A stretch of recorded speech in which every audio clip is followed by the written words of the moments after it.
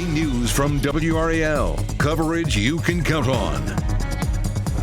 Let's get to that breaking news. The motorsport world is mourning today. NASCAR driver Greg Biffle, his wife, and 2 children have died in a plane crash in Statesville. The FAA confirms a Cessna C550 crashed while landing at the Statesville Regional Airport at 10:15 this morning.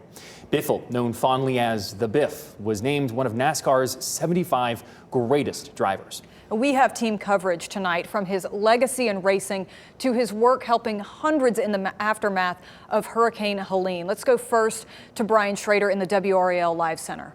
Let's take a look, first of all, at some data from FlightAware, the flight tracking service that shows us the path that that plane took this morning when it took off from the Statesville airport. The takeoff was right around 10:06 this morning, and pretty quickly that plane climbed to about 1,000 feet above ground level. And then as you take a look at the data, assuming it's accurate, the plane's altitude as it's paralleled I-40 dropped to about 300 or 400 feet above ground level, and then it resumed that flight level about 1,000 feet above the ground. That's where the plane then turned around, and you can see it was heading back toward the Statesville airport when it crashed around 10:15 this morning. And of course, investigators right now are combing through all aspects of that plane's history and all the other factors that are involved in these investigations to figure out what happened there in Statesville this morning. Let's get an update on the investigation now from WRAL's Destiny Patterson.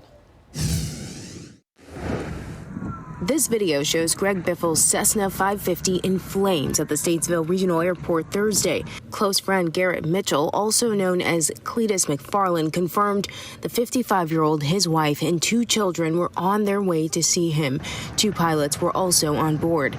Mitchell is hosting a holiday-themed drag racing event this Saturday in Florida. FlightAware shows that the plane took off just after 10 this morning and seemingly flew in a circle before the crash.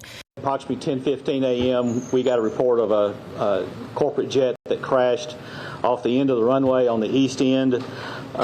When actually I came out, it was already fully involved. The Federal Aviation Administration is taking over the investigation.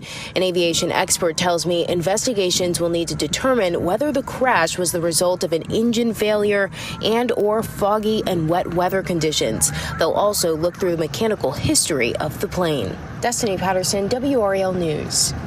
Still so much to find out about what caused all of this. Biffle, of course, made headlines last year when he flew his personal helicopter to save someone stranded during Hurricane Helene. Wow. WRAL's Pat Welter joins us now with more about his career and efforts to help so many, Pat.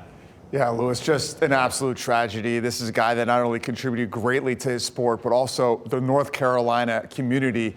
The Vancouver, Washington native, nicknamed Biff, named one of NASCAR's 75 greatest drivers. He was Rookie of the Year in the Truck Series back in 1998, then won it in 2000. He also won Rookie of the Year in the Xfinity Series and won that in 2002 and competed in the Cup Series from 2002 to 2016. He had 19 Cup Series wins and 151 starts, so just an incredible career. But what he did during Hurricane Helene was truly heroic. Biffle flew a helicopter out to western North Carolina. He's able to bring supplies and help rescue people caught in the aftermath of the storm. One victim even able to catch his attention using a mirror from the ground. So Biffle's efforts in western North Carolina inspired other drivers to help as well. So much more than just a race car driver, a real loss for the sport and our state. A real loss for humanity for sure there, Pat. Thank you so much.